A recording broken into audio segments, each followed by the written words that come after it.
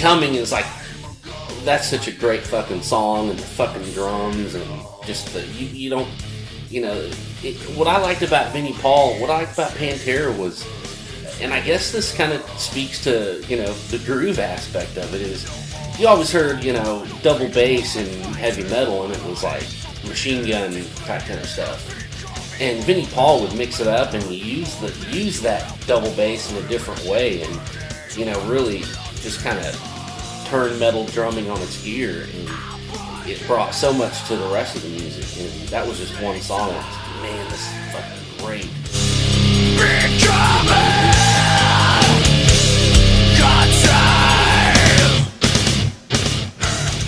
Welcome to episode 177 of the Thunder Underground podcast. Trent and Jason here. And we hadn't had to do this in quite a while. I know. Thankfully, I guess. But yeah. Well, it's never good when we got to do this. Yeah. We've, you know, always throw shout outs to musicians we enjoy that end up passing along. But when it's someone like this, we've got to talk about it for a little bit. Yeah. It's pretty pivotal. Right. Well, before we get into this talk about Vinnie Paul, I need to let you know that we are sponsored by Vit Screen Printing and DEB Concerts. Vit Screen Printing out of Oklahoma City does t-shirts, hoodies, caps, all kinds of great stuff. They do tons of bands in Oklahoma City and Oklahoma area. So if you have anything, whether it be a band or a business, hit these guys up. They do our shirts. We love them. That's why we talk about them. Definitely. And very glad to have them on as a sponsor. And we've also got DEB Concerts sponsoring this thing that we're very happy about, because these guys have been bringing some kick-ass concerts to the Tulsa area for a few years now. We've seen stuff like they brought through, like Tom Kiefer, Dokken. They brought in Jack Russell's Great White, Lita Ford. Who am I forgetting? Winger. Yeah, Warrant. LA Guns. Firehouse. Yes. Speaking of LA Guns, they're coming back December 8th at the Ideal Ballroom. But way before that, here coming up in the next few weeks, we've got Dokken returning with Doxy and Rocket Science. And that's at the Ideal Ballroom. Nice. Rocket Science actually opened for Dokken last time they were here. And Jana Jordan got on stage. Got up and play with them, yeah. And played, I believe it was it Into the Fire, I think? I can't remember. Yeah. Well, don't quote me on that. But she played a song with them that was badass. So she'll be out there again, as well as Dokken. Chris McCarville from Dokken has been on this podcast. Yes, he has. And of course, so is Jana, and so is the guys in Doxy. Then we've got, later in the month, we've got July 26th, Steelheart at Safari Joe's H2O Water Park. Get on their website, get tickets for that. And then a couple days later, back at the Ideal Ballroom, Bisto Blanco with Doxy and Driver. And that show is absolutely free. Yes. DB is putting that on for free as a thank you to everybody for supporting all these other shows. And then on August 18th, they've got Faster Pussycat coming with Don Jameson. And then Dead Metal Society is opening that show. And every one of these shows at IDO Ballroom, Eddie Trunk is hosting. Gotta love that. I'm not sure if he is the Steelheart, but it's possible as well. Yeah, because he'll be here for Bisto Blanco, so he might be. Why not? Yeah. So, thanks to DEB Concerts. Check him out on Facebook at Streets Gone Wild. All right.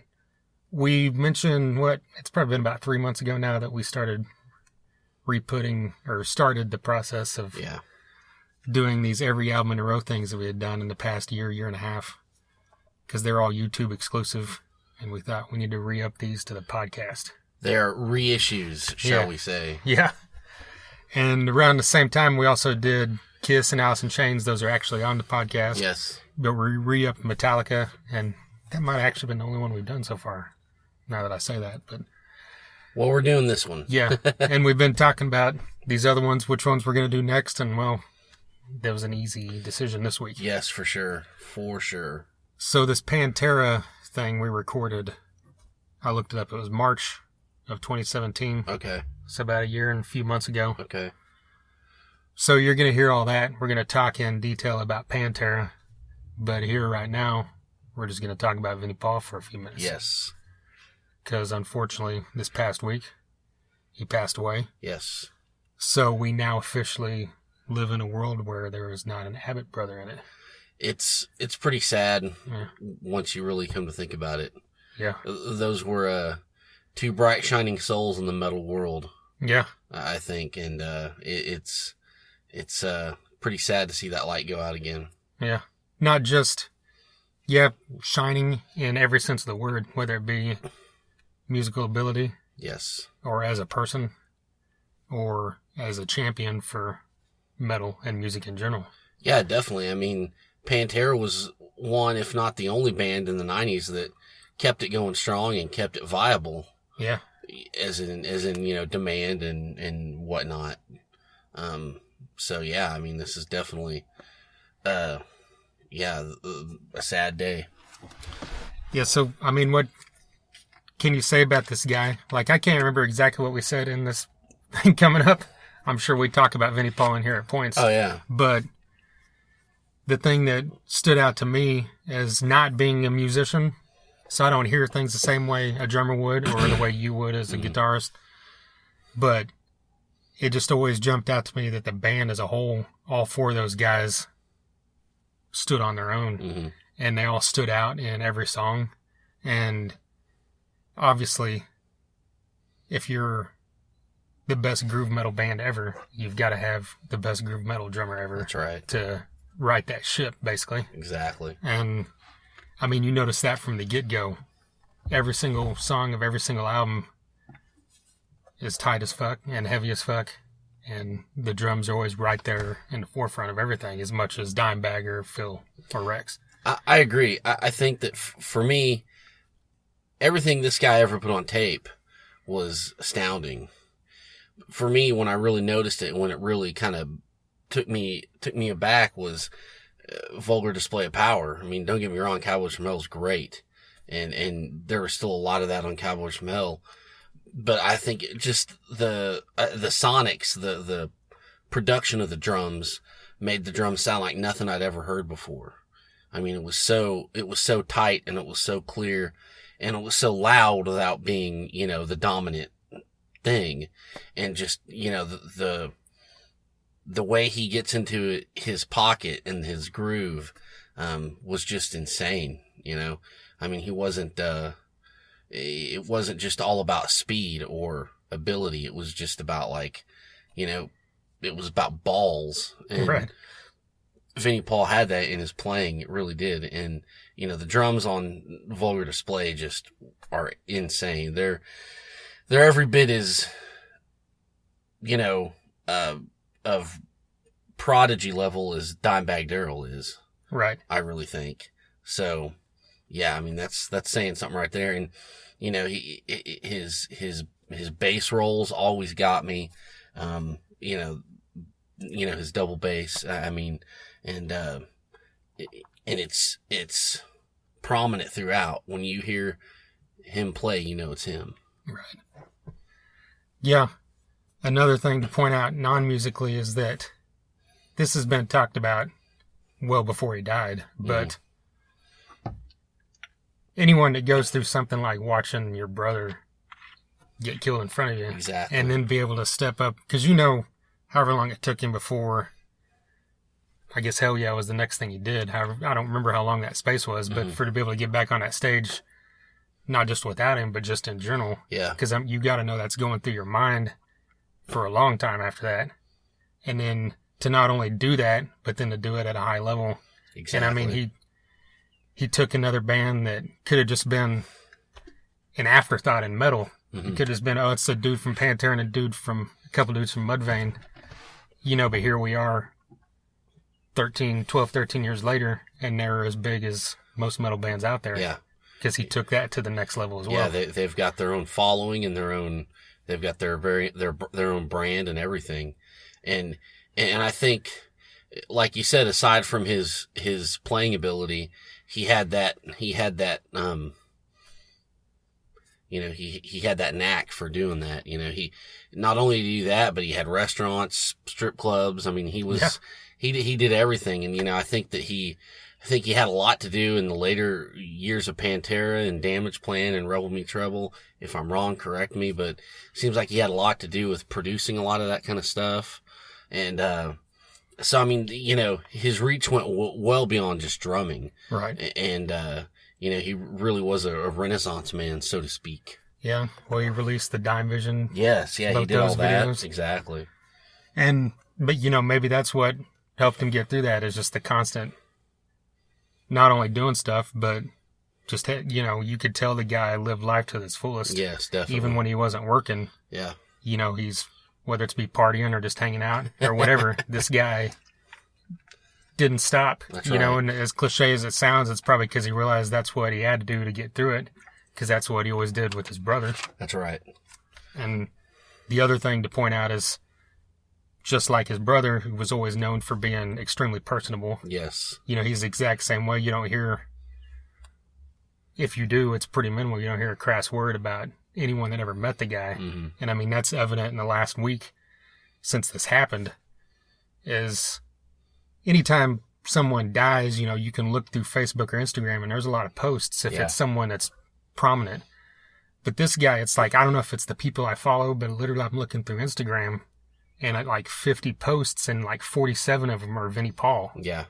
And I mean, sure, I'm following a ton of metal people, but I'm also following all kinds of other people. And I mean, there's like, you think a guy from Killswitch Engage or Slayer or something's going to post, but then you've got Tracy Guns and Bret Michaels. That's and right, yeah. the guys from Warrant and Yep. Mark Torian and all these people like that you don't necessarily associate with heavy stuff. It's because Vinnie Paul was a champion to all that stuff. That's right. Yeah, him and Dime really were. I mean, it didn't matter. They weren't. What was it? There's video on YouTube of them coming out and singing "Down Boys" with Warrant, right? Like at some festival in Europe. Yeah, and to where, especially back in that time, it would be frowned upon if they did that, but they didn't care, Yeah, because it was all about rock and roll. And to me, I think that's the beautiful thing about all this, Right. Well, in that story, I saw a story today that resurfaced from an interview he did several years ago where he said he wanted Appetite for Destruction and played at his funeral. Yep. So that'll probably happen. Yeah.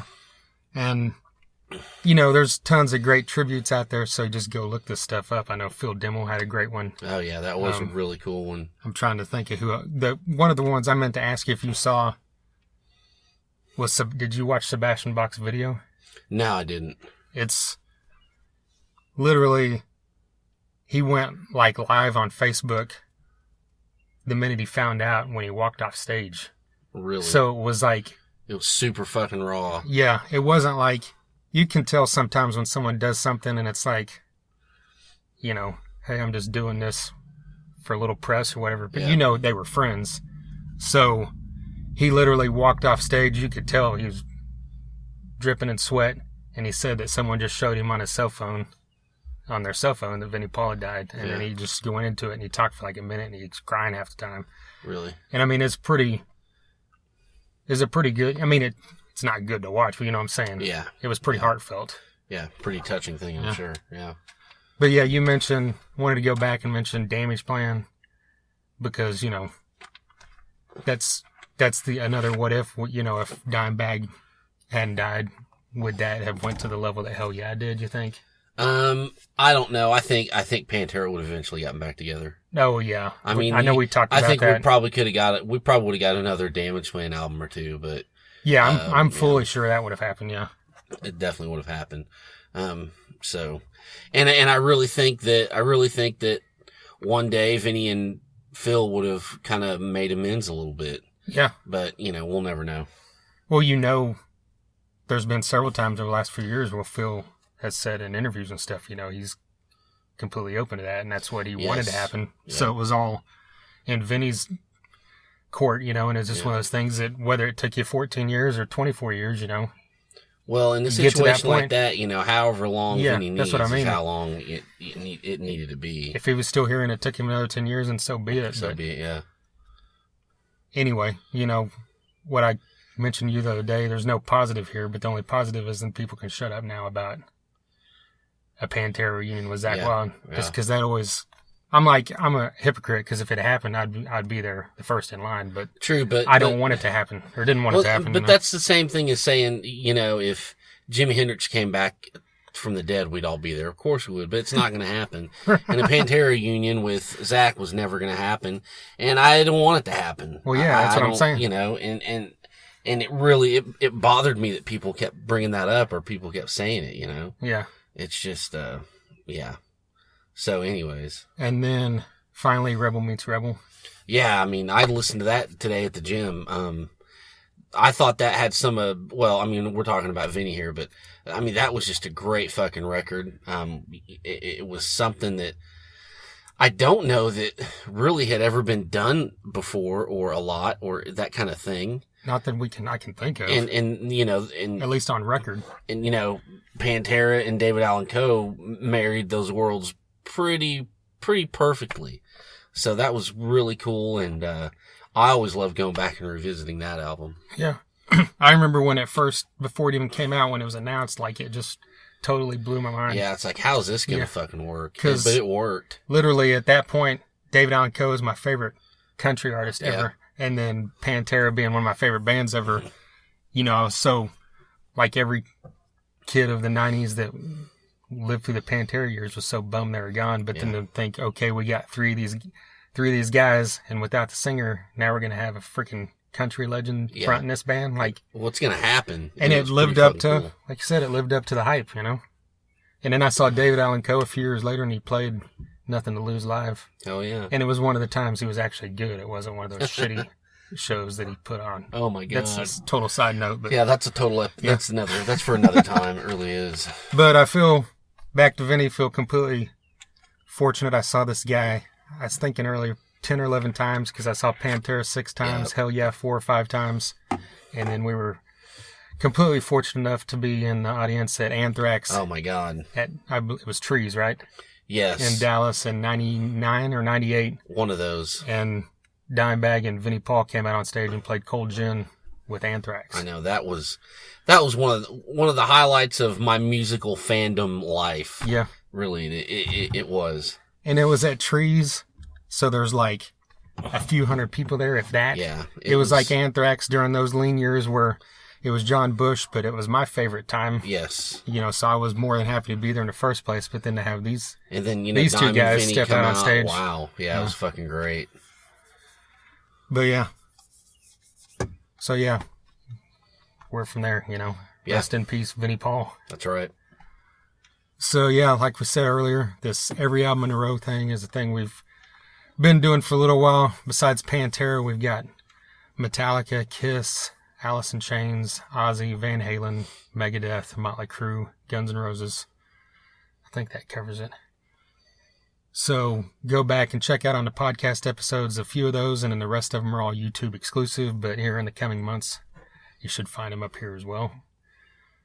YouTube is at The Thunderground. TheThunderground.com is the website. And let's just get into this. Pantera, every album in a row.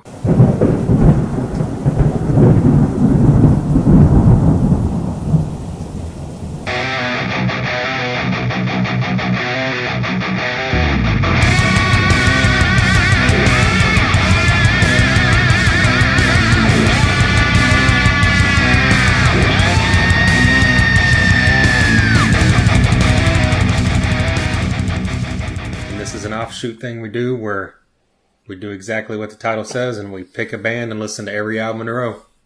And that we did. We got Pantera this time. Yeah. 5 albums plus a few other covers and songs from soundtracks and new tracks and that kind of stuff. But the rules are pretty simple. Like I said, we pick a band, listen to all their studio albums, from the first song of the first album to the last song of the last album, listen to it in chronological order, front to back, just to see how this stuff kind of flows from one album to the next. If there's, you know, because a lot of times you don't listen to the last song of an album and then the first song of the next album, you know, in a row. That's right, you don't. And of course, we skip live albums, we skip greatest hits albums, we'll do covers and compilation albums, and I'm sure one day when we do Kiss, we'll make the exception for a live. I don't know. Yeah, I mean, you have to kind of do a live. We make up the rules as we go, right? Yeah. We do what we want. Yeah. Our other rule is there needs to be at least 5 albums from the band for this to happen. Yes, so that's Pantera right. is our first band with only 5 albums. But that's more than enough to make this worthwhile, I think. That's right. And what a 5 albums it is. Right. You know? Yeah. Yes, and before you make a comment, we know there's 4 albums before these 5 albums. But I was actually going to ask you about that. I don't know if you listen to all of them. I listened to all of them a long time ago. It's been years, but it's been forever. But for the purposes of this, of course, major label stuff, and when people look at Pantera lists Cowboys from Hell as their debut album. Yeah, major label, all that great stuff. That's right. So just kind of jump into it with Cowboys from Hell when it kicks off, and that riff from Cowboys from Hell starts. Mm-hmm. Like, what could you even compare that to that came before that? Because the song itself and everything that comes after it has a lot of sounds from stuff before it that we'll get into here. But that riff itself is just like unlike anything I'd ever heard when I first heard it. Yeah, I mean, you knew those first 20 seconds or whatever it is. Yeah, you're like, wait, something's up here. Yeah. I mean, that's what you thought when you heard that first riff. And, I remember, I think me and you had this conversation not too long ago. Like, I don't know if that was the first Pantera song I ever heard, but that was definitely the one that, you're like, well, these guys aren't going away anytime soon. Right. It was a pretty monumental riff, and it still is. Yeah.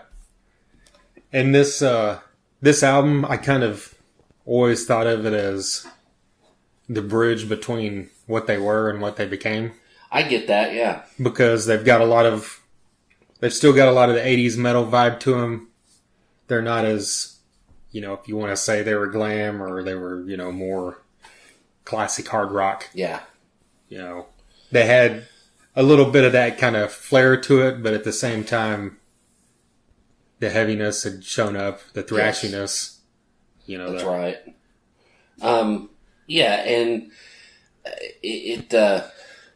I like what you say about it being a bridge, and it is. I think it's more heavier and thrashier than, it's kind of the end of the bridge towards the heavy stuff, but I get that. Right. But, if you look at like videos, and I think the first home video they put out, Dimebag Darrell is still Diamond Darrell. Yeah. And he's playing a pink guitar. Well, he's listed on Cowboys from Hell as Diamond Darrell. Yeah.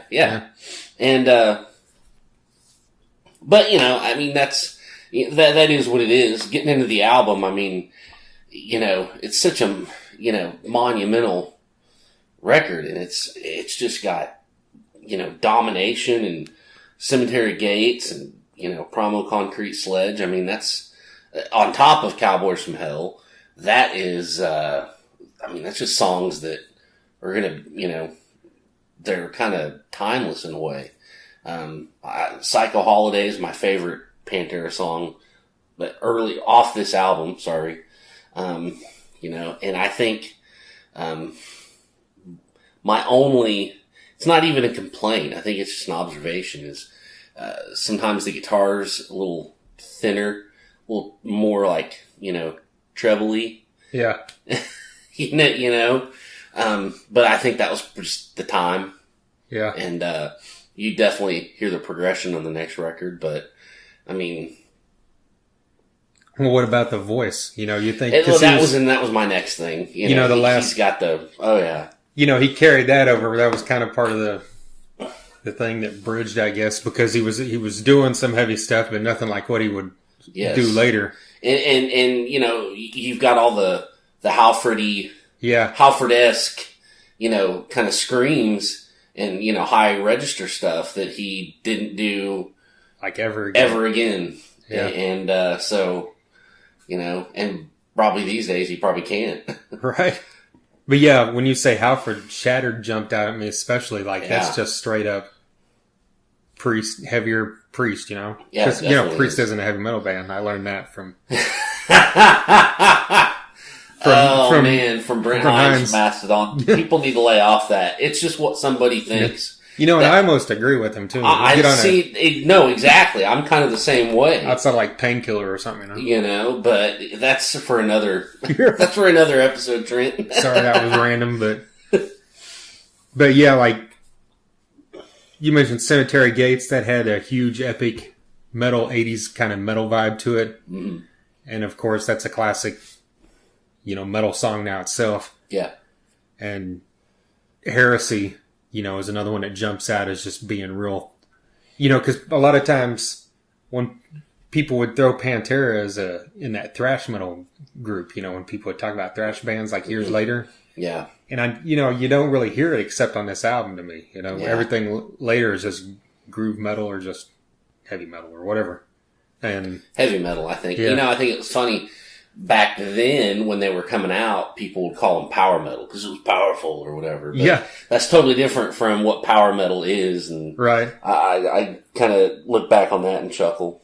But Heresy almost sounds like Metallica or Anthrax at times. Yeah, yeah. And you got to talk about kind of the more unsung heroes of that record, like Art of Shredding or The Sleep. I mean, those are great fucking songs that I kind of just rediscovered all over again doing this. And that is one of the reasons why we're doing this and why I like doing this. Yeah. Listen to all these things in a row and stuff. Well, yeah, The Sleep, as well, has more of an 80s vibe, I think, than... Yeah. When I say 80s vibe, I mean, I'm talking like the heavy stuff from the 80s. Definitely. Than any other song on this album, I think. But especially with that riff, and it just... Yeah. It gets stuck in your head, and... Yeah, it does. It's just amazing. But the... One thing that jumped out of me that every time I hear it, I just think is cool as shit is the End of Domination. Yeah. When the riff goes back and forth between the left and right speakers. Yeah. That's like not... No one does that, That'd have been something they were fucking around with in the studio and thought this sounded cool. Because normally when they do it, it's like one riff and then one riff or one vocal and then one vocal, but it was just like dun dun dun back and forth from anyway. I know that's one of the things about Pantera. Yeah. They did whatever the hell they wanted. Right. Well, when The Sleep ends and Vulgar begins, it's not something that flows like the same band. It sounds like the same band in a sense, but at the same time, it's like, holy shit, Yeah, I mean, it was the tone's heavier as hell. Yeah, it's thicker. I mean, it's just, this fucking record. Yeah. It's like we said in, the Ozzy episode, this is one of the records everybody had. Yeah. Everybody had it. Everybody had it memorized. It's classic. There's no fucking point at any time in this record where you have to skip anything. I mean, it's just, this is just 100% perfection. Yeah. It really is. And they're firing on all cylinders. And you could kind of like, I remember when I heard this record, I could just imagine their band meeting in between Cowboys from Hell and Vulgar Display. Of like, okay, we need to step this up. We need to hang our balls out there for everyone to see and marvel at. Yeah. And that's what the fuck they did. They really did. Yeah. Well, you mentioned, I mean, you heard them before this, right? Because yes, you said you saw them on Much Music. I think is what you told me before. Well, that was the first time I'd heard anything from this record. But I had I'd seen an episode of Headbangers Ball, and you'd see Psycho Holiday or Cowboys from Hell. Oh, okay. And that's when I was like, oh, okay, wow, right. I love this. And then, like I said, had one of those gigantic satellite dishes when I was growing up, and we had Much Music from Canada, and they had a heavy show, and they said, here's a new Pantera song, Mouth for War, and that was the first one. And it just blew me against the wall. It was crazy. Yeah. I mean, I was like, wow, these guys aren't fucking around. They really stepped it up. And they did, Yeah, because this album came out at the beginning of 92, and at that point I'd heard of Pantera, but I don't know that I had ever heard Cowboys from Hell or Psycho Holiday, because I didn't have MTV. Yeah. We didn't have cable at that point, so I never saw any of that stuff. But you would see, I'd get all those magazines, and you'd see the name or the pictures or something, but it was just another metal band I didn't really know that much about. Yeah. And then one day in, I guess, early 92, Lonnie Walters said, "You got to come over and hear this." And I came over to his house down. He made the call. Yeah, down at the end of the street, and went in his room, and he hit play on Mouth for War, and listened to the whole album there in his room. And I was like, just song after song. I'm like, what the hell? I know. Completely, like you said, just, I wasn't thinking, these guys up their game because I didn't know what was going on before. But it just blew me away, and I'm like, because I was really into all the, Anthrax and Megadeth and Metallica and at that point. And this was totally different, but it was still heavy as hell, just like these bands, Exactly. It was, I thought, this is something like I've never experienced. I mean, this is heavy and it's crazy. I mean, I heard Metallica, Megadeth, Anthrax, Slayer, Testament, all that, but this was like something totally different, and it wasn't like, I don't know, it wasn't like they were trying to top those bands or be like those bands, but it was still just in a heavy, the heaviness and the speed, and I mean, it was crazy. Yeah. Well, what's the best song on this album? Oh my God. Put me on the spot. I don't know, man. I'm kind of mad at you for asking me that now. It's one of those ones where you can say almost every song is my favorite song, I hate to sound so cliche, but fucking Hostile is a new level. I don't know. I mean, I always was really, and it was a single too, but Mouth for War. God, I love that fucking song. So, I mean, I don't know, man. I can't pick one favorite. Right. That's bullshit, man. That's fucked up, man. But I mean, this band is so tight and so rehearsed, and I mean, there wasn't a drop of water getting through this band. They were tight as fuck. Okay. And, I just loved the lyrics. It made me as a weird chubby kid, trying to find my way through fucking, being a teenager and all that dumb shit. This album made me feel strong and, inspired and stuff. And, man, I don't know. I can't pick a favorite song. So it's all deadly. Yeah. Well, if I have to pick a favorite Pantera song, and like we talked about this on Ozzy, favorite song from this album? Yeah. No, of all, okay. Yeah, it's Regular People Conceit. Yeah. Which, might sound random to a lot of people because it's not a talked about song, but that song just has everything in that one song, Yeah. The lyrics are unbelievable. The whole thing, that's another thing Pantera was always great about, their lyrics. And yeah, I mean, even though Walk is so played out, and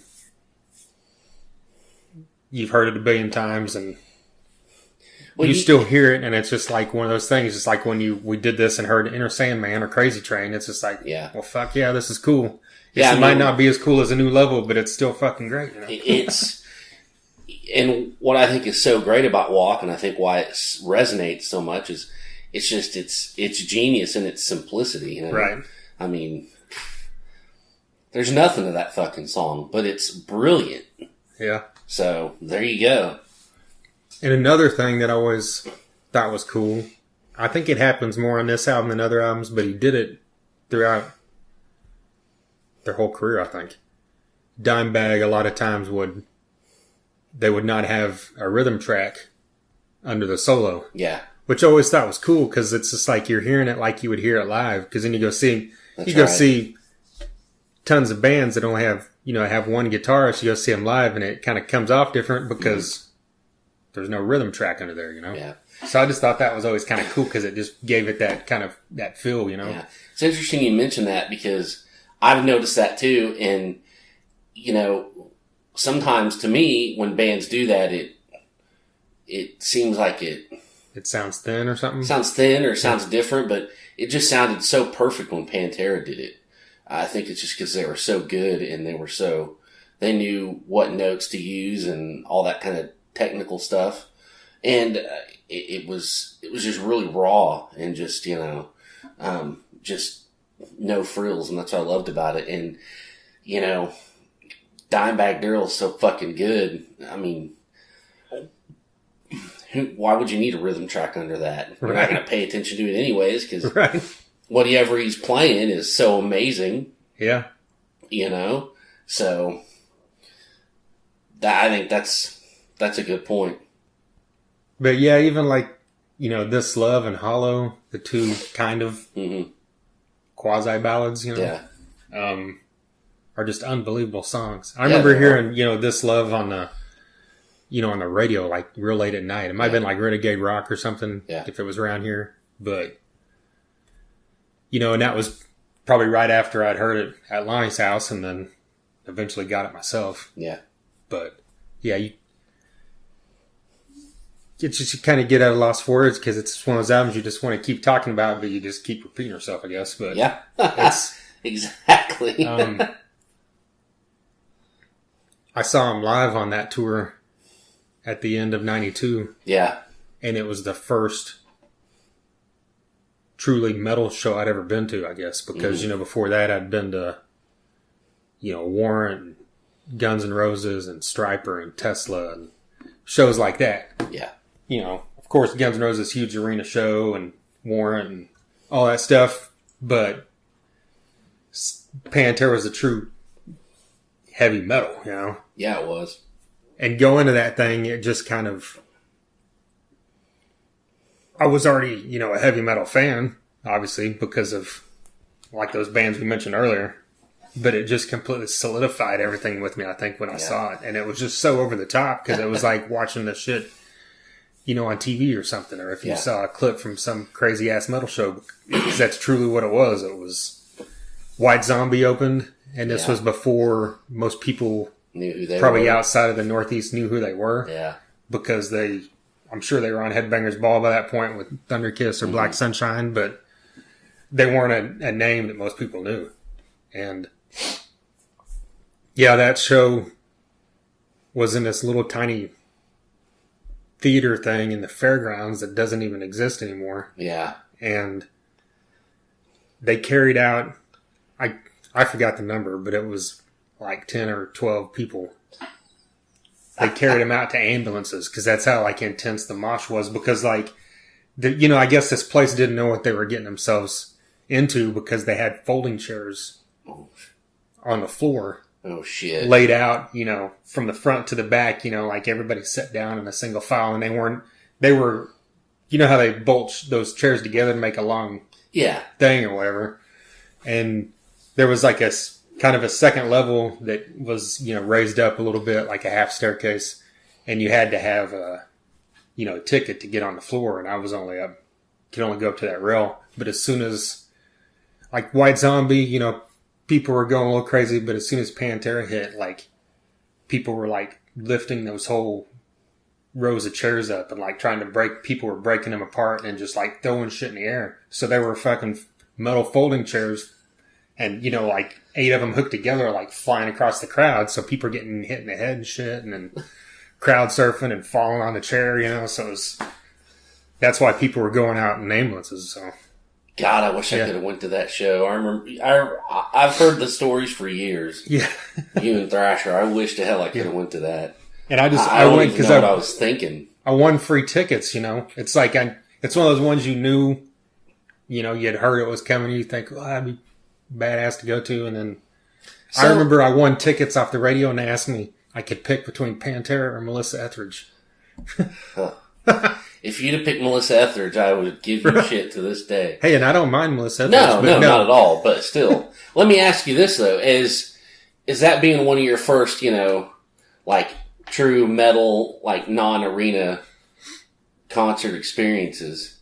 And it sounds like you really kicked it off in the right fucking way. When you saw those chairs and all that kind of shit going, what did you think as a young man? I just remember thinking it was crazy. That this is just over the top. Is this how it is at all these shows like this? And it really wasn't, honestly. Yeah. But I remember, I mentioned Lonnie already. I know he was there with, I think, his sister, and I can't remember who, but me and Thrasher, and then it seemed like someone else, but they ended up being able to get down on the floor. Yeah. I think someone had gave them a thing, even though they didn't have a pass, if I remember right. But I'm like, I don't even want to go down there. You know, it's because, you know, at this point I was like 15. I'm not like in this mode where I'm like, I think I can handle this. I'm just like, I'm watching this like it's a fucking spectacle and just amazed, you know? That's awesome. I'm glad you get to see that. Yeah. But then, well, what do we get? Oh, we got Piss.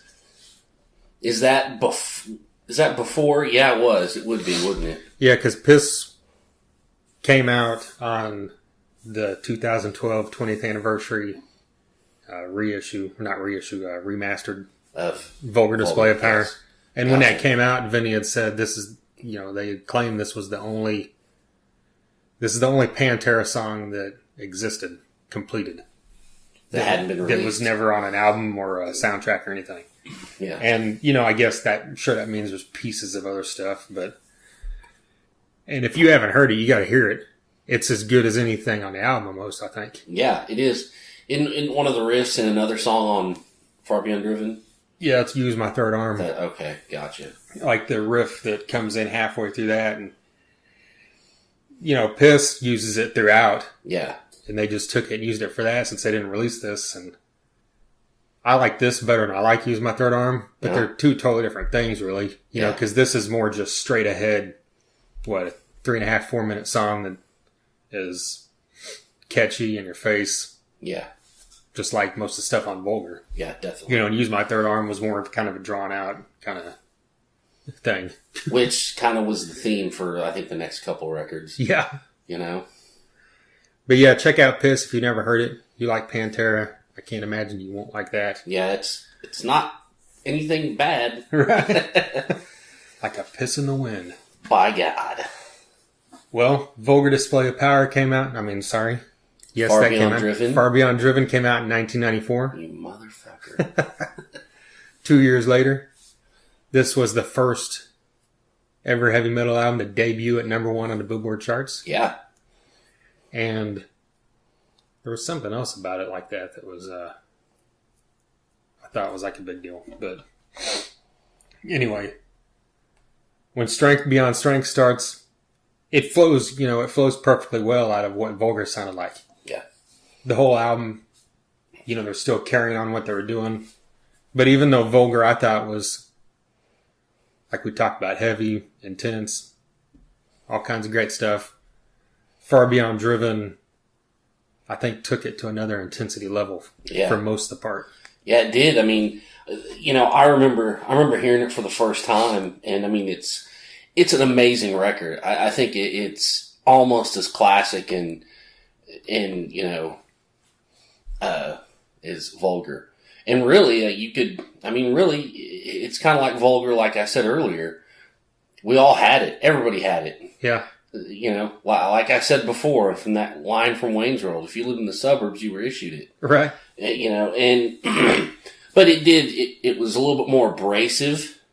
It was tight, but not, you know, I mean, if you get my meaning, yeah, it just kind of seemed to be a little dirtier.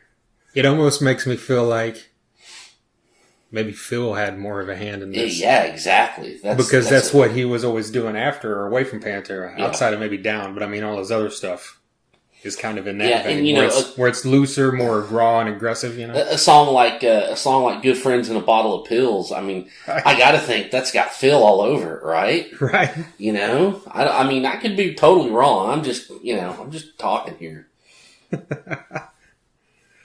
Well, but I think "Becoming" is like, that's such a great fucking song, and the fucking drums, and just you don't, you know, what I liked about Vinnie Paul, what I liked about Pantera was, and I guess this kind of speaks to, you know, the groove aspect of it, is you always heard, you know, double bass in heavy metal, and it was like machine gun type kind of stuff.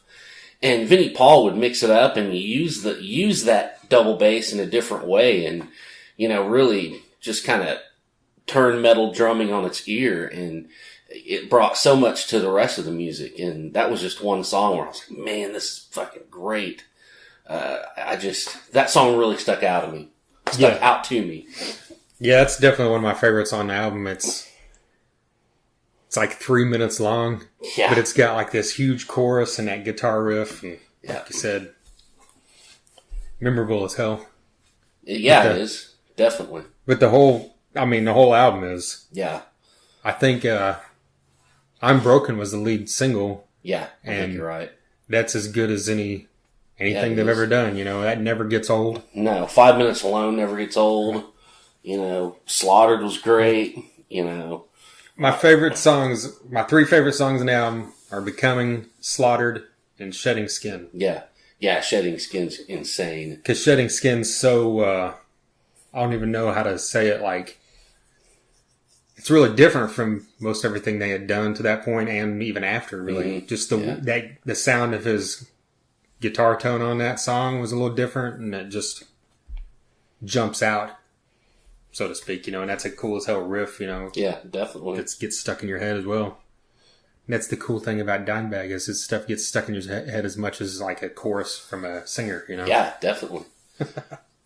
But just think, like, if this is the first metal album to ever debut at number 1, and that was 94, of course, a lot of metal wasn't ever mainstream on the charts before, Metallica really, made it. But I remember when the Black Album came out, you see all those stuff. I saw the stuff, like on the Year and a Half and all that stuff where it showed all the people, the mass amounts of people out there buying the album. Like when it came out. So I'm like, and all that shit. Like, what did that debut at? I should have looked that up. Like, how did that not debut at number 1? We need to find out. It's probably up against like Whitney Houston or something.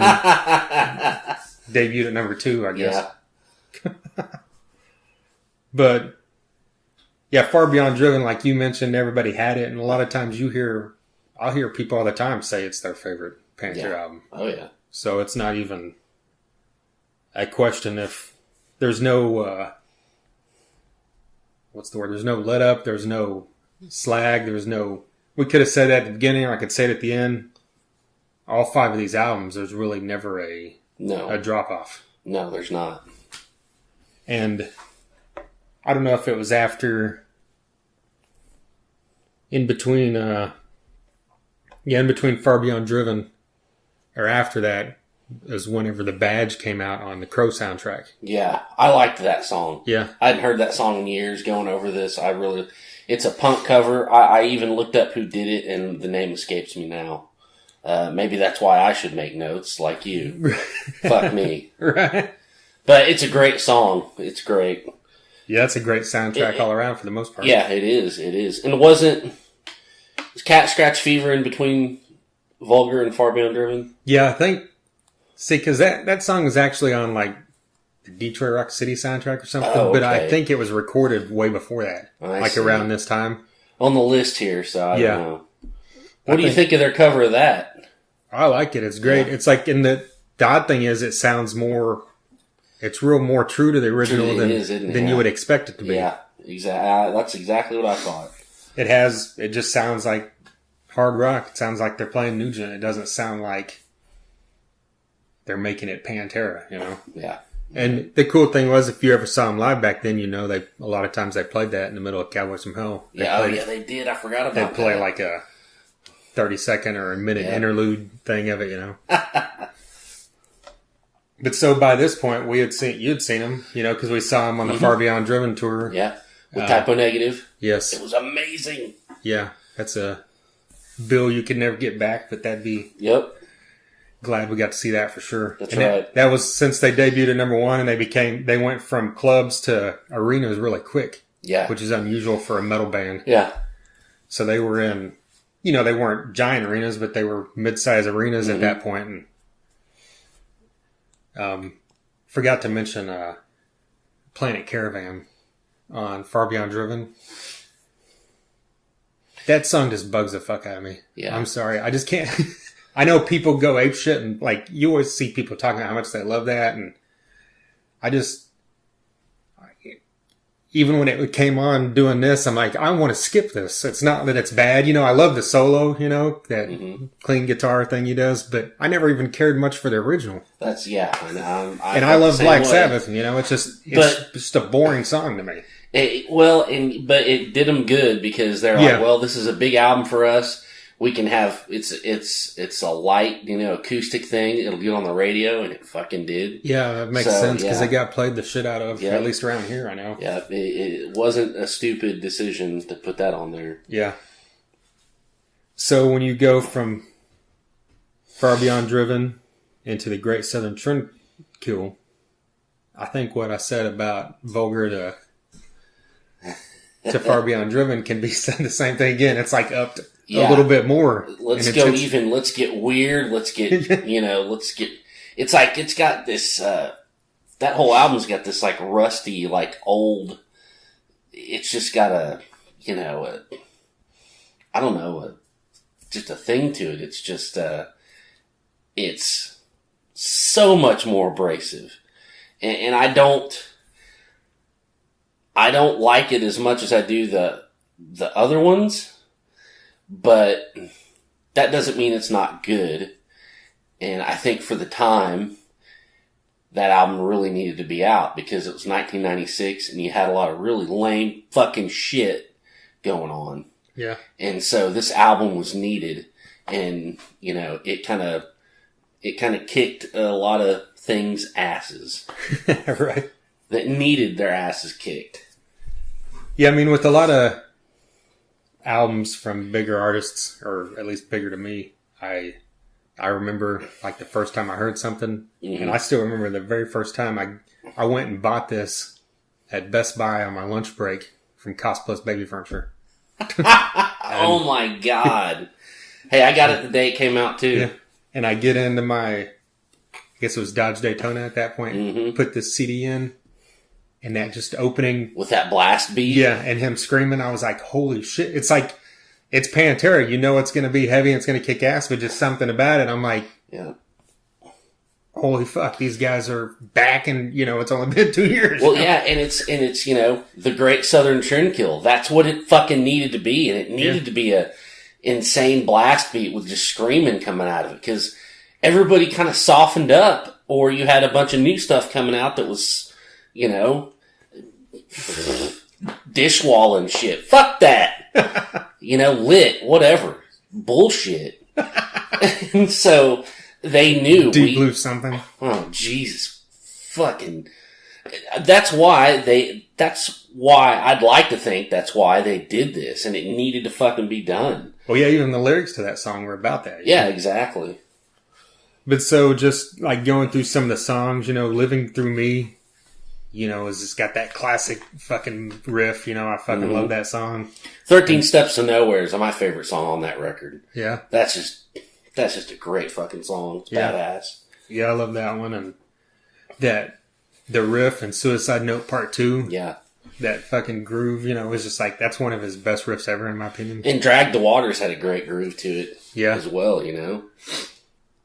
Yeah, and then I noticed that the solo on Tens just sounded a lot different than most of his other stuff. Yeah. And he did that on a few songs on this, just had, I guess, experimenting with stuff, or just probably at this point I could really do what they wanted. Yeah. So. Well, Floods. Yeah, I was about to say. if you go, I can't remember the name of the home video that Vinnie put out. The Dime Vision. Dime Vision. There's footage of Dimebag Darrell back in like the early 80s at like little club shows, and he's doing that fucking the Floods, the solo and the little riff and stuff. Oh, really? Yeah. Oh, well. I know I'd seen that when it came out, but that's been 10 years ago, so I forgot. Well, which, by the way, that Dime Vision, if you have it, or the whole thing's on YouTube, whatever, that's such a great fucking showcase and tribute to Dimebag Darrell. I mean, it's got 1 million of his solos. It's got just him jamming, him talking. Just side note, go watch that. It's great. It's never gets old, never gets boring. Yeah. Fuck, I might watch it tonight now. Fucking now that we're doing this. Well, he called that Volume 1. Yeah. He never put out a Volume 2. It's been a long time. I figured he would. But that solo in Floods has a real, or like at least the solo towards the end has like a real Satriani kind of, one of those kind of virtuoso guitarist, that kind of, I don't even know what you describe it as, that more kind of ambient hard rock thing Yeah. or whatever. I know exactly. Yeah, yeah, you're right. It has that vibe to it for sure. Yeah. But yeah, there's a, and I keep forgetting to look up that Zakk Wylde did that cover of Suicide Note Part 1. That's You great. brought that up. I completely forgot about that till you mentioned it the other day. And, I went and listened to it. It was really cool. and since you had mentioned that, it was before I got to that song, you know, when we were doing this. And so when that song came up, I'm listening to it and I'm like, you know what? This sounds the most like any Pantera song, that the way Phil's singing it, like Zach's vocal style fits perfect to that. Mm-hmm. Yeah. Just kind of, there you go. Well, I love that song. You know, it's really solemn, but it's like catchy too. And it's really vibey, and the way it just goes into part 2. I mean, it's just insane. I think that's just a great little piece they put together there. Yeah. And it shows kind of the different stuff they can do, even while they're still being, you know, abrasive as hell. Yeah. You know, We saw him live on that tour at the Brady Theater yeah. And I'd seen him earlier that year at the... with Neurosis and Biohazard. Yeah. Saw him New Year's Eve in You Dallas did, you motherfucker. with Corrosion Conformity and Crowbar. Yeah. And they had those flyers that at midnight they dropped from the ceiling, you know, and they, you know, it had their picture and it said Happy New Year's Pantera, and it said look for, you know, 1996, the heaviest album of the year from Pantera. Yeah. And, But it was. I don't know if it was. Neurosis album's probably heavier. Yeah. I guess probably. however you define heavy, fast. That's a different kind of heavy. Yeah. Well, was there... Yeah, it would have been after the Great Southern Trend Kills when they did... when they released the live album. Yeah. Official Live 101. Yeah, it had a couple of new songs on it. Yeah. Watch Me Go and... Man, I forgot the name of the other one. Where You Come From? Yeah, Where You Come I From. Can't Hide? Watch Me Go. What's that? Oh, that's the name of... What's that the name of? That's something else, Pantera. I have no Is idea. that video thing? Watch It Go. That's what it that's is. Watch It Go. Okay, yeah. Man, Sorry, I'm off. lay off the booze, Trent. Yeah. Can't Wait, help I'm telling you that? Anyways. it. Right. I really loved Where You Come From. I thought that was I liked that better than anything off of Great Southern Trendkill. Oh, wow, really? It just seemed like it harkened back to, Yeah. you know, the Vulgar or Far Beyond. And it was just catchy, and, you know, and he's like, don't give a shit and all that. I don't know, I just liked that. So it was cool. It was a cool song, man. Yeah, both those songs have the vibe of the earlier stuff, and I wondered if maybe they were just leftover tracks they recorded for this. You know? Could have been. But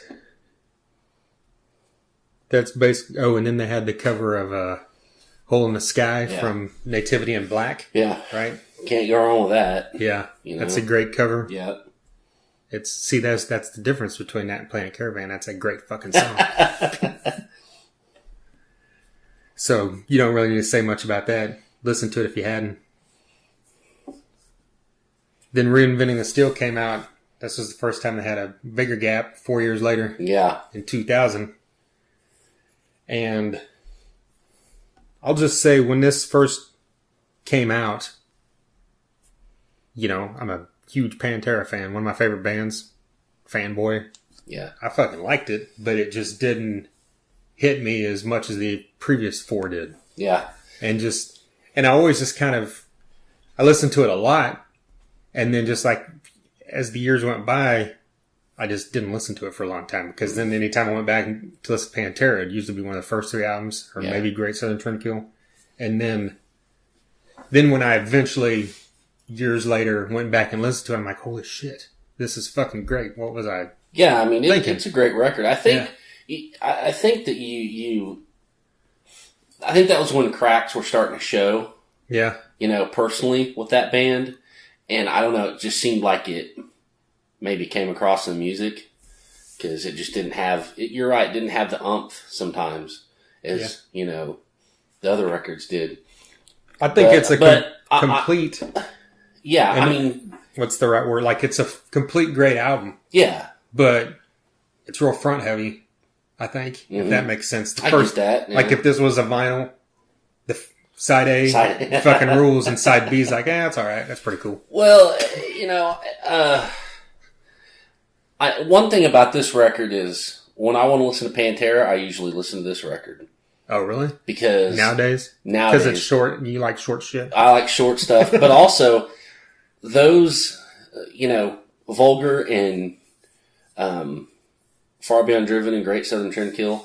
I've listened to those a billion times over the years, like just incessantly, and I feel like I've got them just etched in my brain. Kind of like why I don't listen to the Black Album or Injustice for All that much anymore. When I go to Metallica, I go to whatever they're doing new, or I go to Kill 'Em All. And when I go to Pantera, it's usually Cowboys from Hell or Reinventing the Steel. Makes sense. Yeah. And so, I get what you're saying about it's front heavy, but hey, it's still amazing. Goddamn Electric. I mean, come on. Right. Kara King plays on that, so But I would like Uplift. That was like later in the record. I like that. That's great. I like We'll Grind That Axe for a long time. Yeah. So but it's. But those. Go ahead. Oh, sorry. I was just gonna say those first 4 or 5 songs, Hellbound, Goddamn Electric, Yesterday Don't Mean Shit, Death Rattle, Yeah. Revolution Is My Name. Like these are just like, boom. This is fucking as good as anything Pantera's ever done. Yeah, like a cannon went off. Yeah. It seems maybe this is. You kind of hear where the brothers are going, and it wasn't where Phil was going. So I think that's kind of why it seems a little off kilter at times in this album. Really? It's almost like they're trying to get Phil to sing for Damage Plan or something at times. I mean, I don't know. Maybe that's a weird, I don't know. That's kind of what I surmised from it. Yeah. But you would just assume the further it got along, the more Phil's wanting to do the stuff he ended up doing, like Superjoint or whatever, that was... Well, and that's why what happened. He Yeah. went off and did his own stuff, because I don't think he was feeling...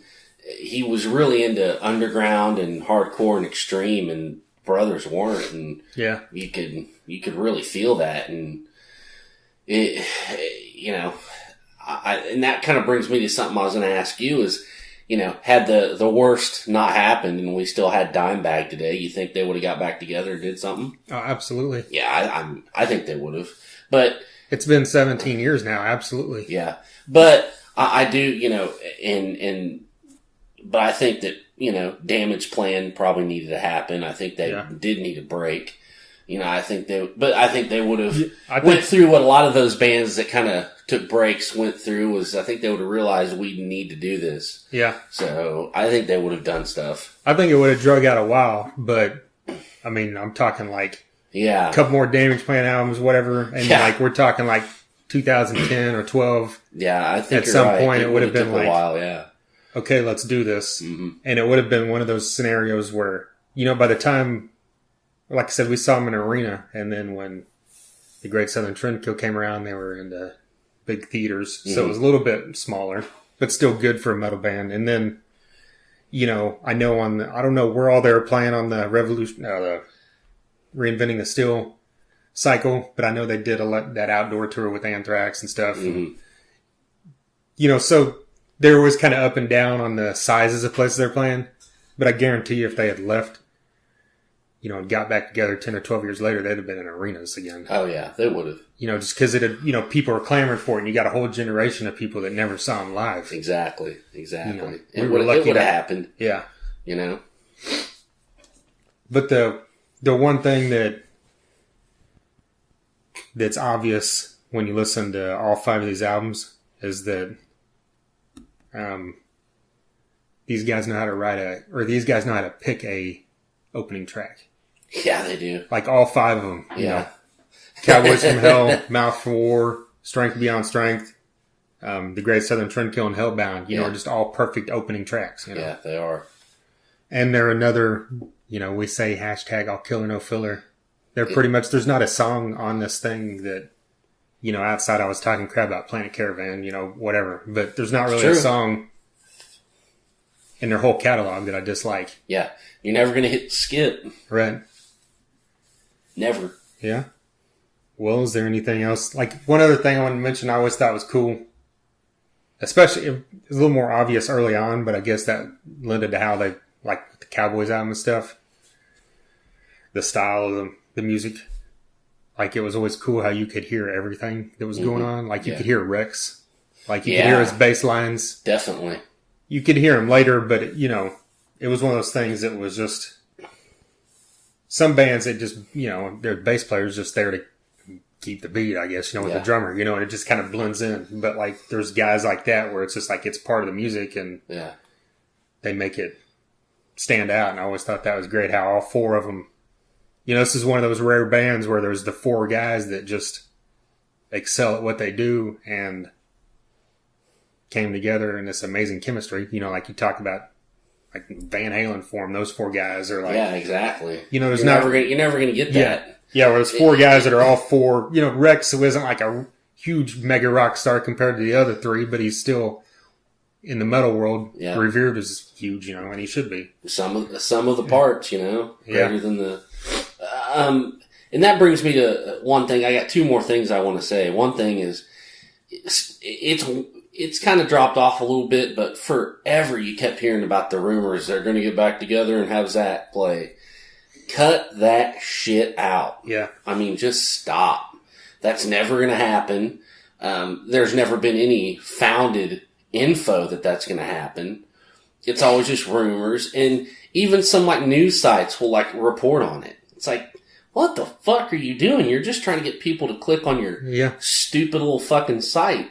Well, and someone will do an interview with Zach and then try to bring it up, and then he'll make a comment about how that would be cool, and then they turn it into like, Zach says it would be great when the Pantera gets back together. I know. It's like, what are you supposed to say? It wouldn't be cool? Right. But these people just run with some shit that's not going to happen.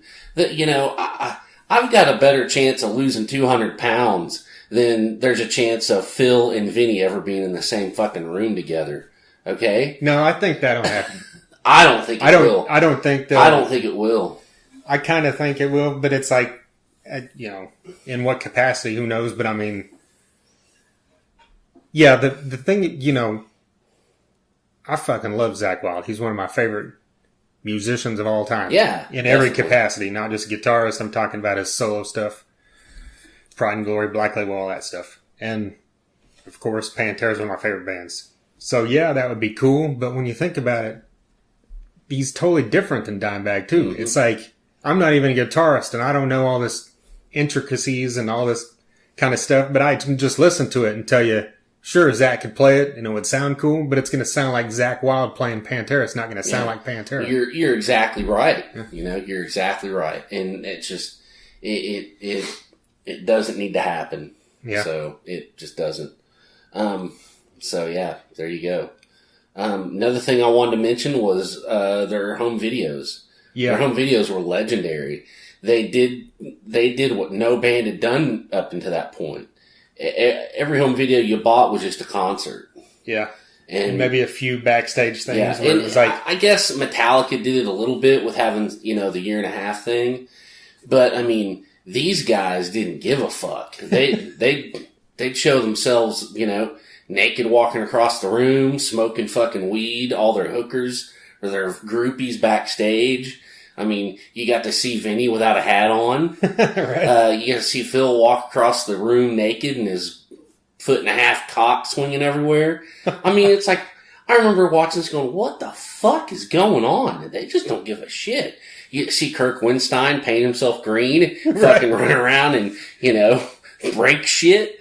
I mean, that shit was, they'd fucking follow their gigantic fucking security guard around and challenge him to eat a whole fucking birthday cake and pay him $1,500. Yeah. I mean, the shit's insane, dude. Yeah, it's like... And it's just, it was legendary. Fucking legendary. It's like you just take home videos where you're joking with your friends and then make it to the public. Yeah. And like you said, they completely changed the whole game, as far as that goes, because Lamb of God and other bands did this kind of shit where it was like real open later on. Yeah, and definitely. If it hadn't been for that, you probably would have never saw, Randy and who was Mark. it? Yeah, Mark, like going at it, on the tour bus, Dude, which, if everybody out there hadn't seen that, Mark fucking lays him out. Yeah.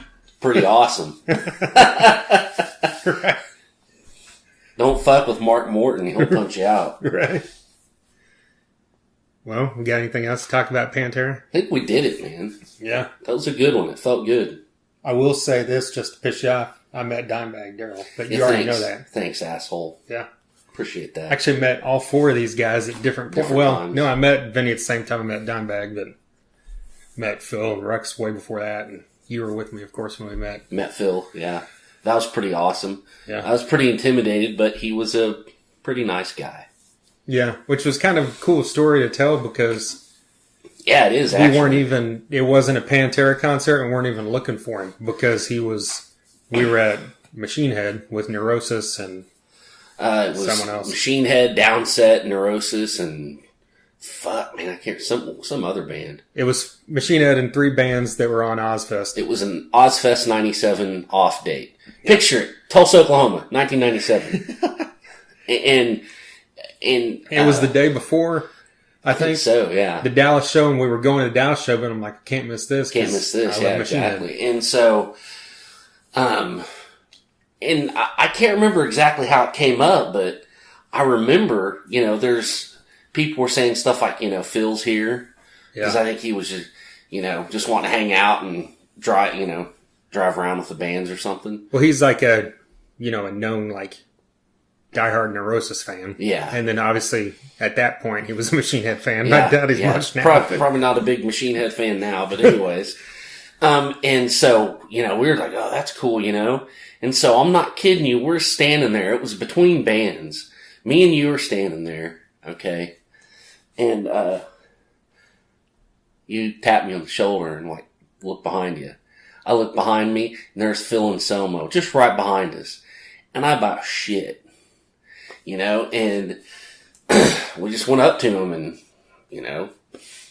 He gave me a big hearty handshake. He was a nice guy. Yeah, thankfully I had my camera. This was way before cell phones with the camera on them. Thankfully I just had my handy little film camera. Yeah. For the concert itself and was able to get a picture. So that was pretty cool. Yeah, it's pretty badass. Yeah. Have to say.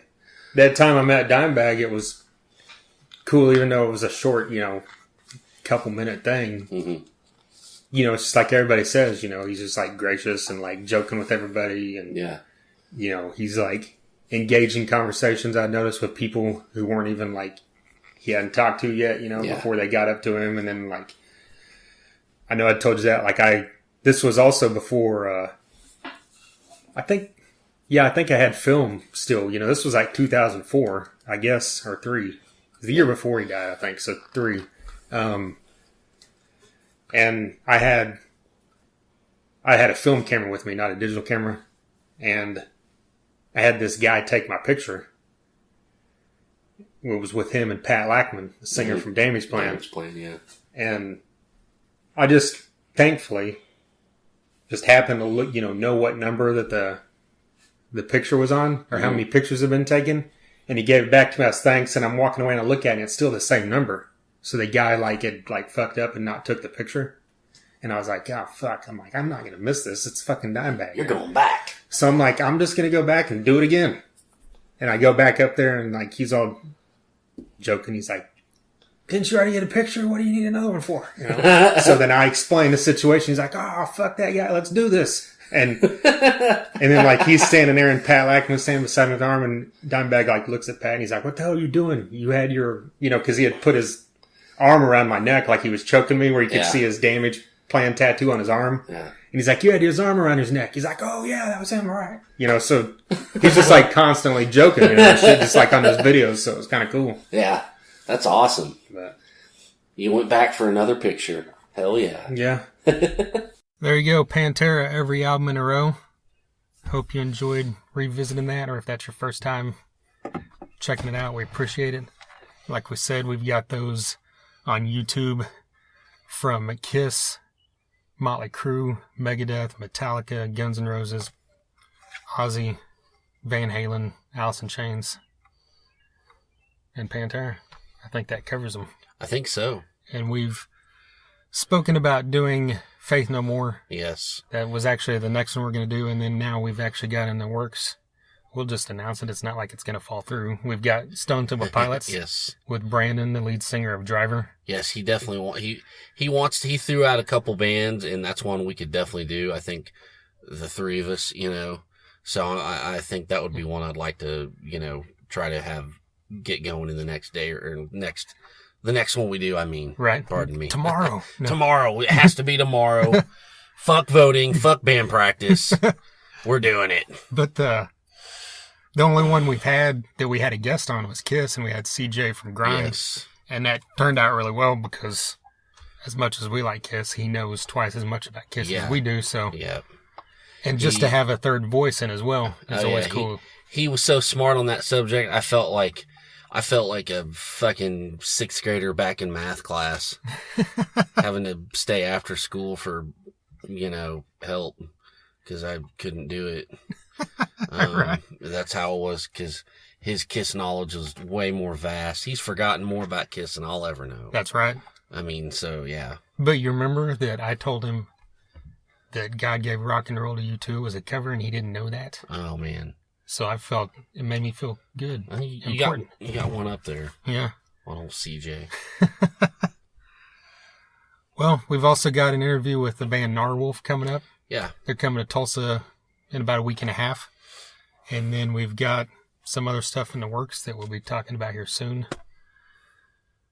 But yeah, we appreciate you listening. We've got tons of podcast episodes with guests up, like the people we just mentioned, Brandon from Driver, CJ from Grind. We've had on a massive a massive Vinnie Paul fan, Mike DiPetrillo, has been on here several times. Of course. And he goes way back with Vinnie. Like, he played shows and I think, work shows with him in the mid-'80s before for most people who knew Pantera was. Yeah. So, yeah, check out those from Driver. And then we've had on guys from, speaking of badass drummers, Reed Mullen from COC, Ian Hogland from Europe. We've had on Shooter Jennings, Gene Simmons, Bruce Kulick, Reed Mullen. I just said that. Mullen. Sorry, I love Reed Mullen. Hey. Yeah. Fucking Spirit Caravan. Right. Wino. We mentioned Warren earlier. Joey Allen's been on here. John Connolly from Seven Dust. Yep. Dave Olson from Megadeth. Chris Broderick from Active Defiance and formerly of Megadeth. That's right. We've had on Jason Todd, who was on the first couple Shine Dad albums. Their two best albums, by the way. We've had on guys from, like we mentioned earlier, Bullet Boys, Firehouse, Trickster, all the glam bands. Royal Republic, Miss May I, Saving Abel. Truck Fighters, King, with a Y. They've all been on here. Yeah. Guys from Black Star Riders and Saxon and Prong. Yes. Those are some recent ones. Jared James Nichols. Exactly. Who has an album you need to check out if you have not. But yeah, check all these out. TheThunderUnderground.com, SoundCloud.com/Thunder-Underground, and pretty much anywhere else podcasts are heard. Basically, if you can't find something in that list that you like, you need to just fuck off and go listen to 21 Pilots. But if they're still listening now, I would assume there's something they could like. But yeah. Surely, yeah. But if you're a 21 Pilots fan, we're working on that for episode 190. That's the one I'm going to be on vacation for. You have fun with that. Right? All right. Until next time. Thunder Underground, y'all.